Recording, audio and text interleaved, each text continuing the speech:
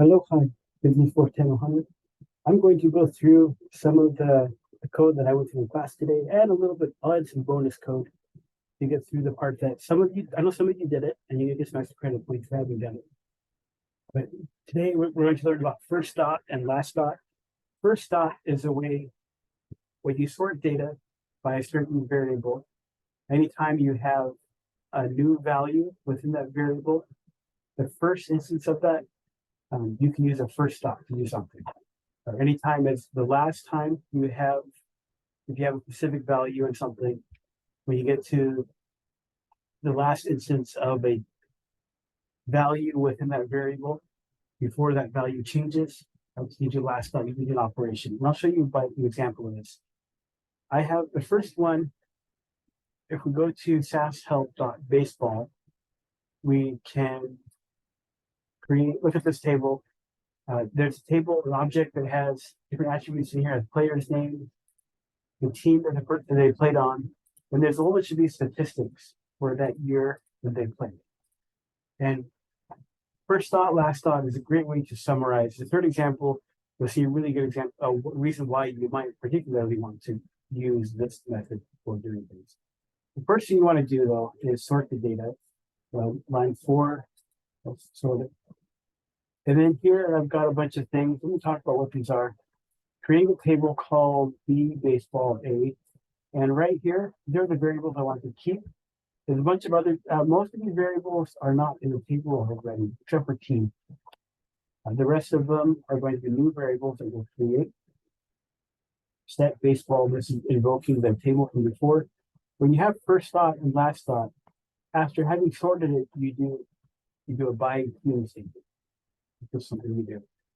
And for this, on row 9, I'm going to use something called retain. And what retain does is when you go from one line to the next, it keeps the value of the cell from the previous one. And so, like, for example, that's how it allows you to do a running total of something, either counting or summing, whatever it is you want to do. I'm going to format some variables just so they look nice. It's not that important to do this. It just looks nicer. I put comma 10 dot, and what that means is all of these will be formatted with a comma 10. So these are integers with a comma and no decimals. These ones are average values, and so I'm going to do comma dot 1 or comma dot 2 or something like that. However big a decimal you might carry it out. The comma means you'll have a comma in there for every third zero when present. 10 means it will be a total of 10 spaces long. You can make however long or short you want it. Okay, let's look at the first dot. First of all, let's look at this data a little bit. So if I pull out this data, it's sorted by team, and you notice rows 1 through 11 are all Atlanta. Atlanta great and the brother there. And then third, let's see what is that, 12 to 26 are Baltimore. So the first dot for in this one would be row 1, Atlanta. That's Thomas Andrews. The first dot for Baltimore is Alan Wiggins in row 12. The first dot for Boston is Bill Buckner, row 27. First dot for California is row 37 with Bob Boone. Look at last dot. It goes down here. Let's see. And then there's the last Atlanta before it moves to Baltimore. So that's the last dot row. And we come down here. Tom O'Malley, row 26. That's the last dot row.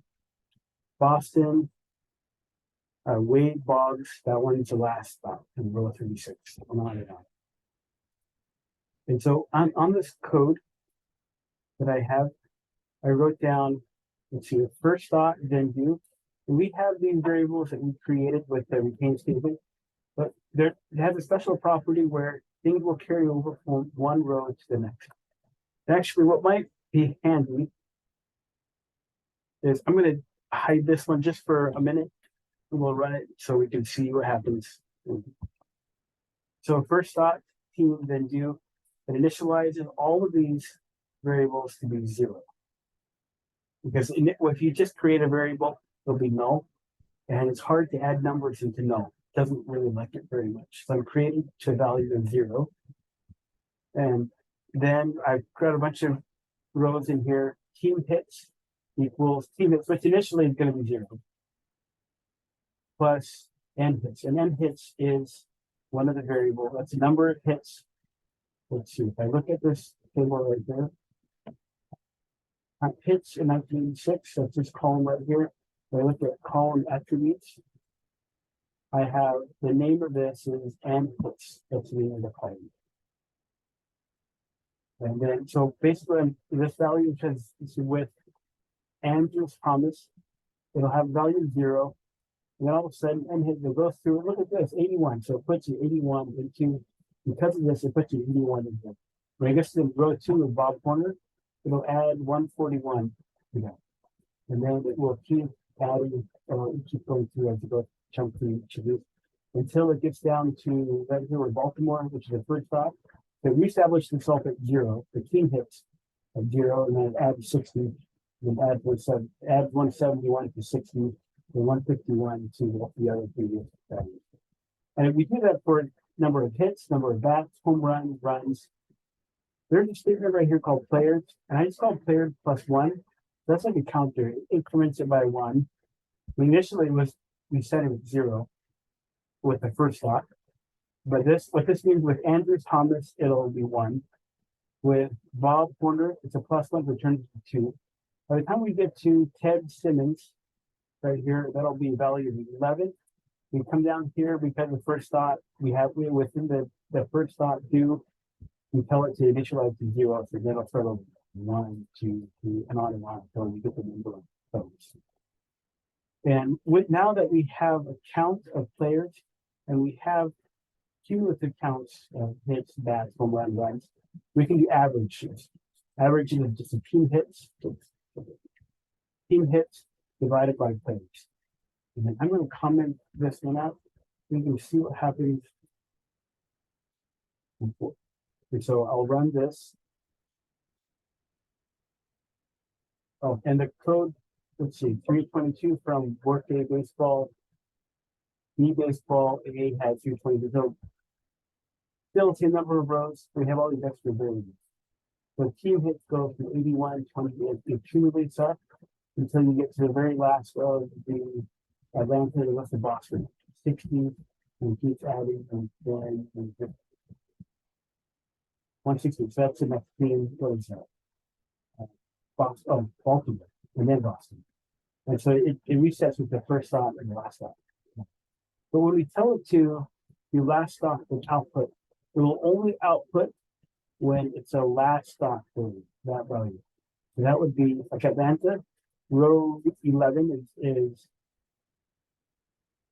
the last stop. Baltimore, we're going all the way until we get to row 26. That's the last stop. That's literally output. So if we do that, now that we have that,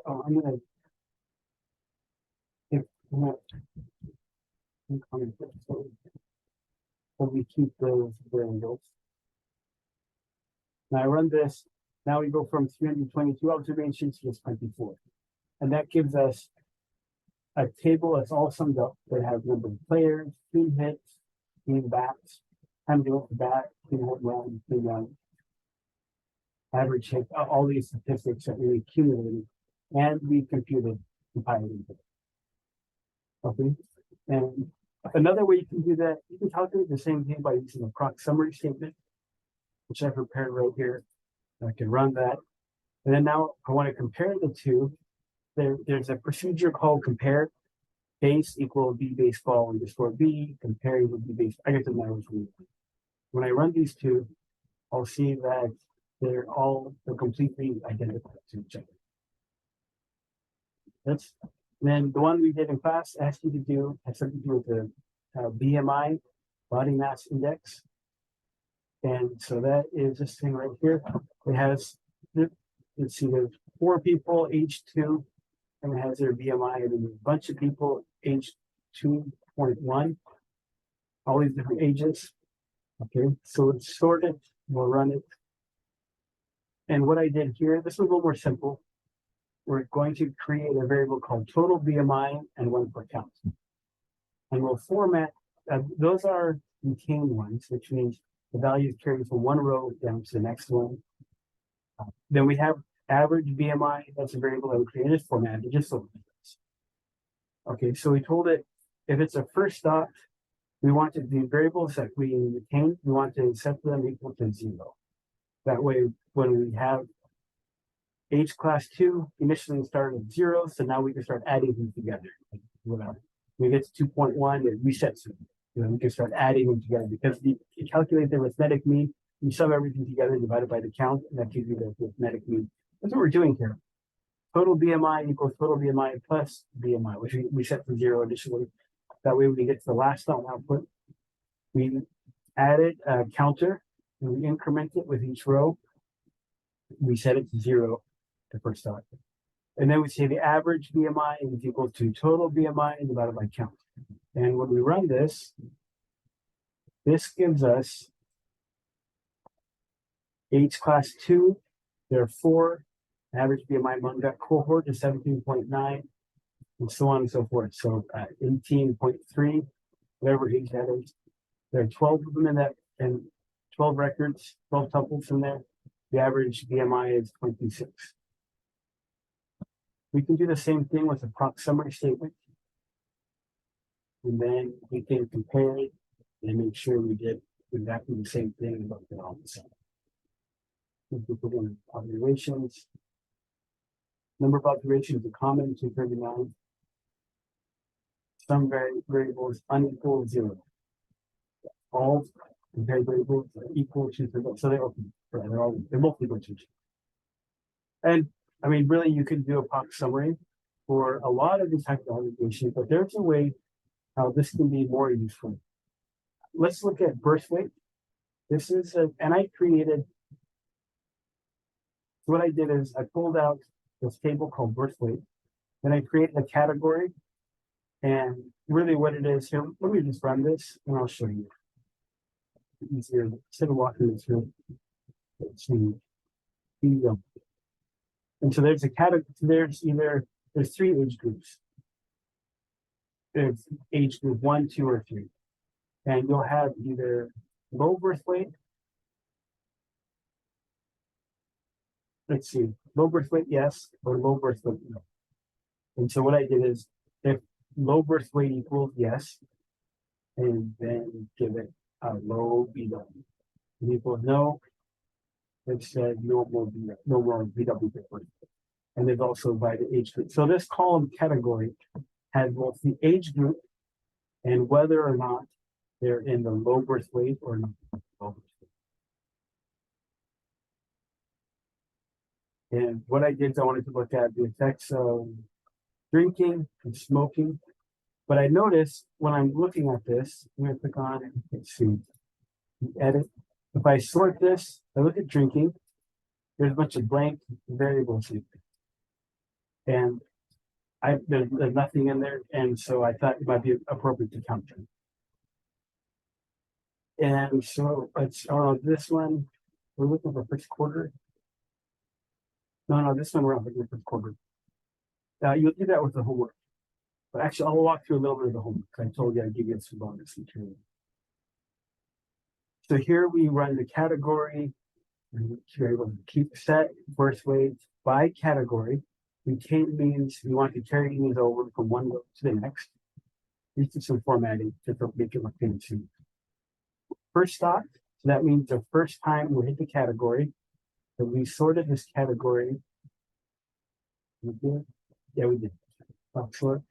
So we sorted the category. Let's see, we sorted a birth weight by the category, which is one low and one. And so when we do the first time, we want to initialize set we want to reset all these variables to 0. Count equals 0. We drink yes, drink no, and drink blank. What are the 3 things? We set all of those to 0. And then we start doing all the aggregation. Count plus 1. That increments a counter each time. If drinking equals yes, then drink yes equals 1. If drinking equals no, drink no, plus 1. It increments that counter. What we're doing. That's what the. So really, I could have said, instead of this line of code, I could just say equal drink yes plus 1. And that's kind of a shorthand way of doing the same thing. The drinking equals yes. We increment the drink yes. The drinking equals no. Then increment the drink no. The drinking is blank, then drink blank is incremented. Same thing with smoking. We want to do percentages.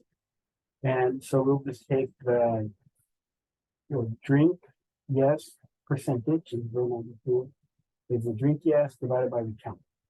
And then we're only some of those values are going to be wrong because they don't include everything until you get to the last stop. At the last stop, they will be right. The last stop is where we are outputting. So it's okay to have those extra things in. So sum all this together. Oh, it's not sorted.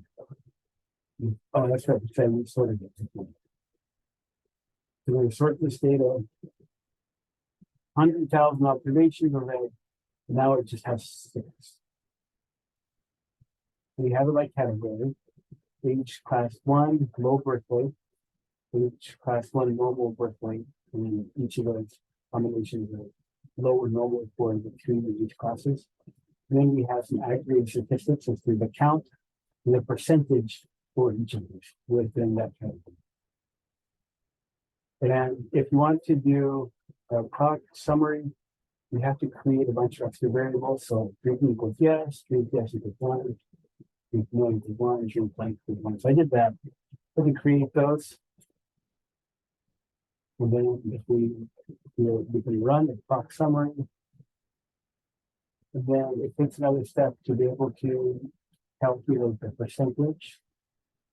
And so that one, because we have categorical data, it took a data step, procedure, and another data step to calculate this. Whereas we just did that with one single data step by the first dot and last dot.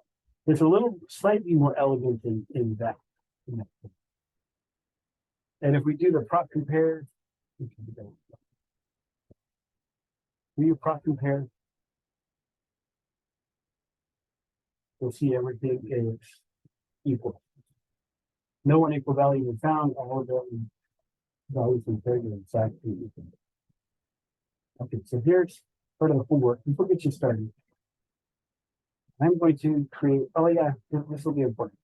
So we have, there's a table called air,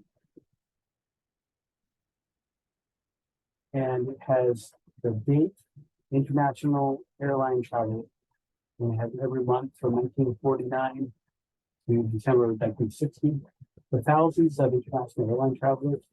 I created a variable called year, called month. So year equals year. It's just like the Excel function. Month, date, and that gives us year and month. And what we can do with this, if we only want to look at the first quarter of something, so I'm going to sort this, create a new table called B air.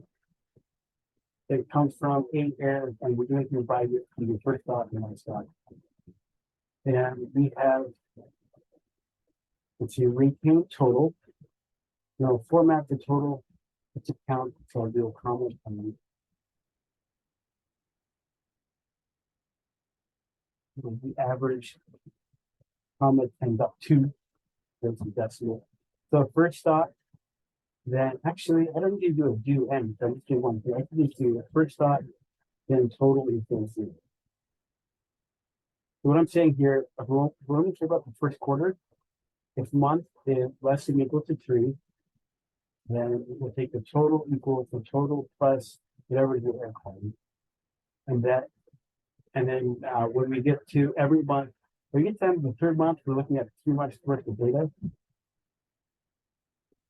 Average equals total divided by 3. Oh, you know what? I think I probably want to keep this here too. If last dot year is an output, so we run this. And then we have in 1949 the total number of passengers that flew.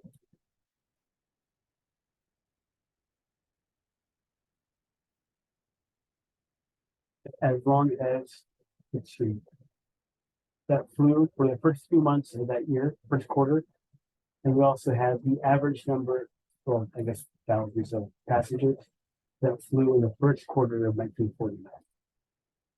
So that's really what you need for the first part of the video. And well, good luck with everything.